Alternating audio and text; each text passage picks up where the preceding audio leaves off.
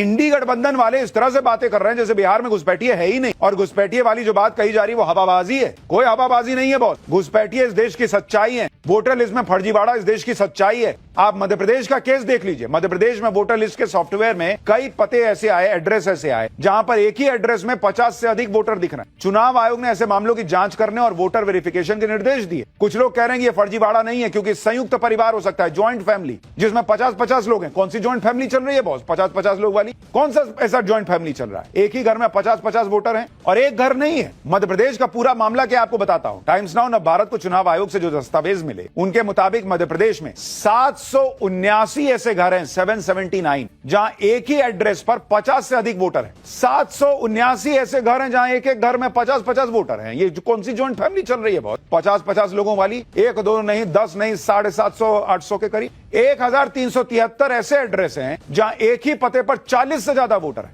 ऐसी कौन सी joint family चल रही है? 6151 ऐसे एड्रेस हैं जहां एक पते पर 30 से ज्यादा वोटर रह रहे हैं और 49,928 ऐसे एड्रेस मिले जहां एक एड्रेस पर वोटर की संख्या 20 से 30 के बीच है और 6,17,997 वोट ऐसे एड्रेस ऐसे मिले जहां हर एड्रेस पर 10 से अधिक मतदाता है। ये कौन सा ज्वाइंट फैमिली चल रहा है बॉस? 10-10 से ज्यादा लोग, 6-6 लाख घर में हैं। इसमें ज्यादातर पते चंबल और ग्वालियर इलाके के। चुनाव आयोग की अब ग्राउंड पर उतरकर इन पतों की जांच की जाए, कहने की बात है, और अगर गड़बड़ी मिली तो नाम काटे जाएंगे। और ज्वाइंट फैमिली में रह रहा है तो चुनाव आयोग चेक कर लेगा तो क्या दिखाइए कि बाहर मामा फूफा चाचा साहब हम लोग साथे रह रहे हैं। ऐसी ऐसी चीजें मिल रही हैं। ये लोग कहते हैं कि चुनाव आयोग कुछ नहीं करे, आंख मूंद के बैठ जाए, वोट देने दे। भैया ये बिहार की बारी है, आगे पूरे देश में ऐसा ड्राइव चलेगा और चलना ही चाहिए। यहां हम अपने में कम हैं, जो बाहर से आके बांग्लादेशी और वोट डालेगा और मजे करेगा।